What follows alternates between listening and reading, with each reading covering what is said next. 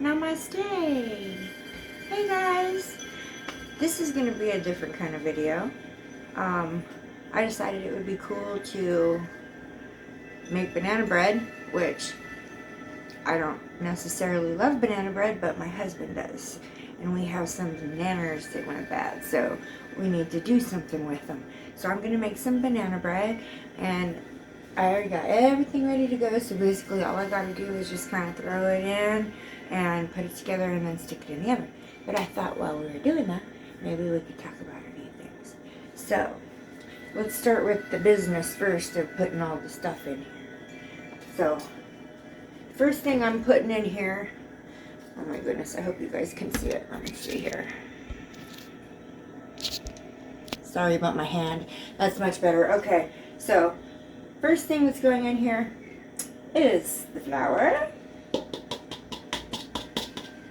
which I sifted, by the way, so it's been sifted, so sift your flour.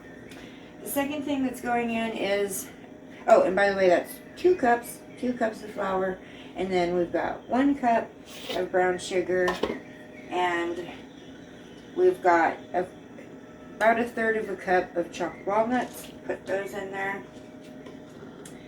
And then we've got about a little over 1/4 of a cup of fennel. I'm sorry, not fennel.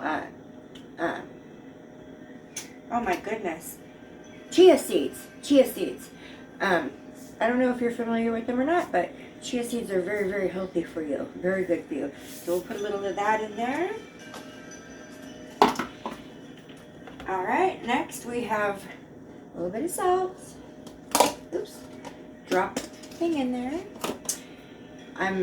Have never claimed to be like the best cook in the world. So, and I'm clumsy. So, next dry ingredient is cinnamon, and this is a 1/2 teaspoon, which is kind of a lot, but he loves the cinnamon. So, usually you'd use 1/4. And this is what they call, okay, this isn't an added ingredient. Oh, this is baking soda. Sorry, this one's baking soda. I was going to say it was an added ingredient, which is this, but I'll talk about that in a minute when I show you my secret ingredient. Alright, so you take the dry ingredients, and yes, banana bread is definitely better if you mix it by hand. I trial and error. It's easier to use a mixer, especially for me because I have MS, and because of my MS, my hands can't hold on to things very good. I end up dropping a lot of stuff. Like, I pretty much dropped everything. I really should buy stock in, you know, the screensavers, the glass for the phones, because I'm constantly cracking my screensaver. But anyways, what I was saying, banana bread is definitely better if you mix it by hand. So now that we've got the dry ingredients mixed together, I'm going to add well, first of all, I'm going to add, this is egg substitute. This is partially vegan. I can't completely claim it's vegan because there's going to be butter and it's not vegan flour, but I try to go vegan. This is egg substitute for the equivalent of 2 large eggs, so we'll put that in there. I myself am a strict vegan. I do that diet because of my MS, and it does help. Next, we will put the butter, and we've got, this is 6 tablespoons of butter.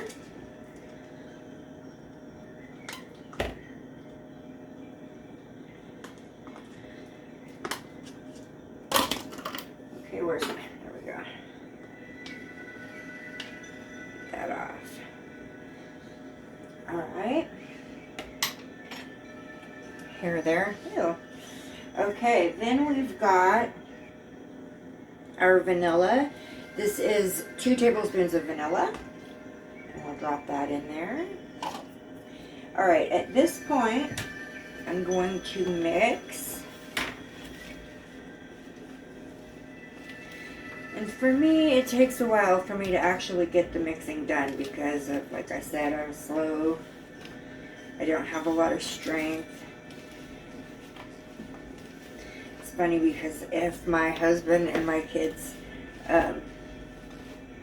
start requesting that I make goodies, well, my kids aren't around anymore, so I should more like say my husband. I have I have an adult son who kind of comes and goes, and he's the one who loves my baking the most. And I do a lot of baking for him when he comes around. Alright. So, obviously, you see, I have to make it work. It's wanting to get stuck in there because it's thick, but that's going to change in a minute. I just needed to get that mixed. You don't have to mix it up completely, just try to get it so that it's like damp. It looks kind of crumbly. Then we're going to add the bananas. This is 3 large bananas that have been all smooshed up.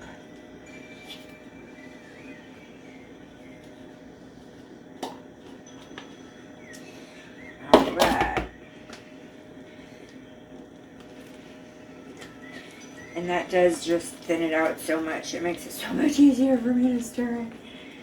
So, one of the things I wanted to talk about, because recently it's become almost an obsession for me. I don't know why. I think it's spirit driving me. In fact, I know it's spirit driving me.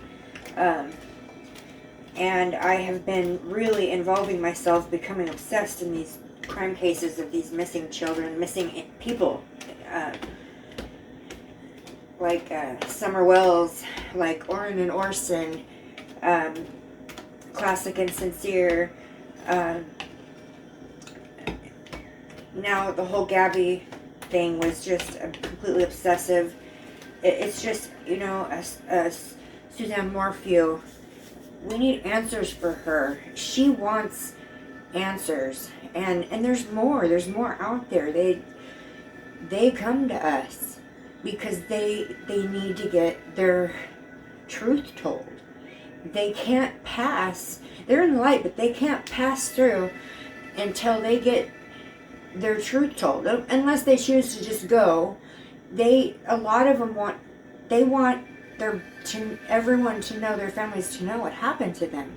So they come to us and they try to communicate with us, and we just do our best to try to get the messages that they give to us, you know, out there. And of course, all of us, you know, will interpret these messages in different ways.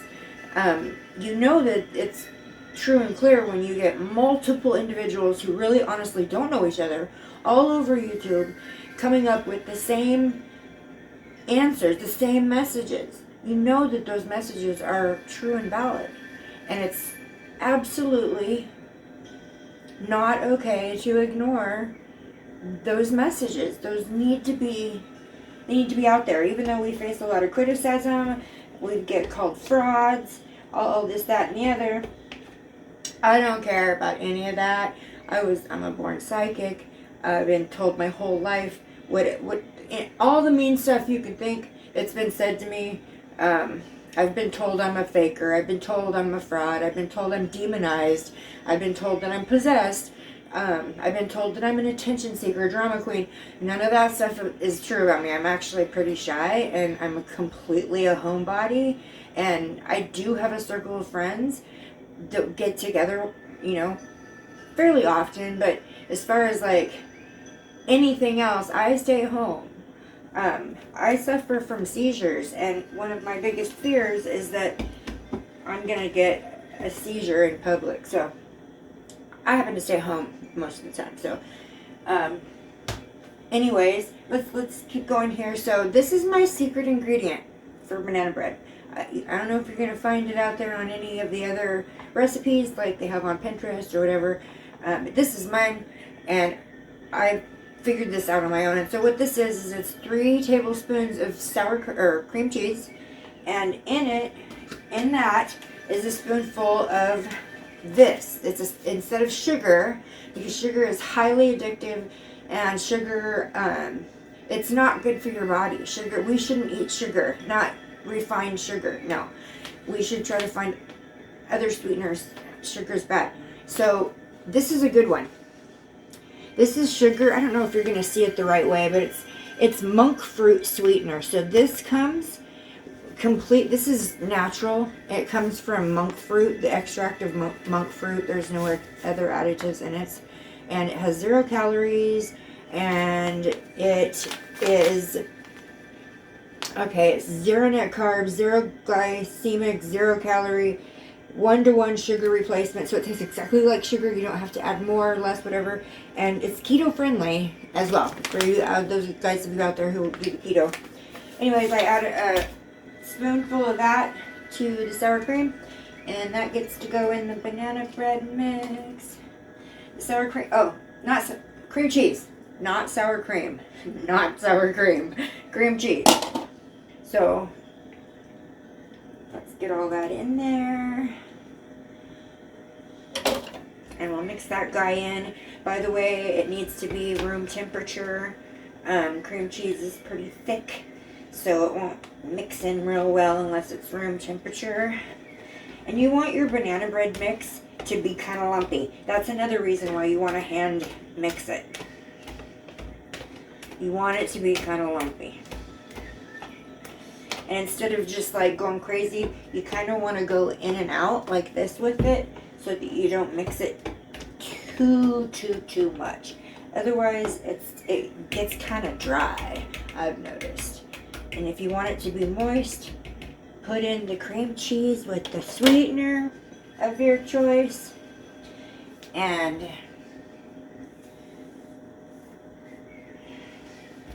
it'll be delicious. Alright, I already have the pans floured and ready to go. So now I'm just going to, excuse my face right here, to wash off this spoon real quick, because I know I'm going to need to squirt that stuff in. Thank you. Wipe off my hands. Good vibes only, guys. Good vibes only. Alright, let's put this stuff in here. Anyways, I want to go back to what I was saying about Summer Wells and the others. You know, they want their stories told. They want their truth out there and told, and they want justice for what happened to them. And they're on the other side talking to us and telling us this. They're begging for our help. And we got to do it. There's just no way around it. Criticism regardless, we got to do it. And we can't just forget about them. Let months go by where they're not found and then just forget about them like they never existed. We need to keep talking about them. We need to keep looking for them. We need to keep doing readings and connecting with their spirits so that we can get their information. We can get their messages, because they want justice. And they're trusting us to find it for them. Pop that down a little bit. Alright, so before I started this video, I preheated my oven to 350 degrees. I'm going to go ahead and stick these into the oven real quickly.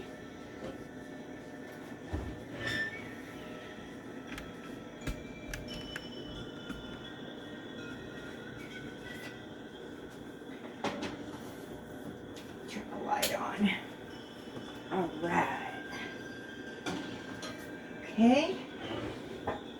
And I don't set a timer because I watch it like a hawk. So when it's all done, I will come back and I will show you the finished product.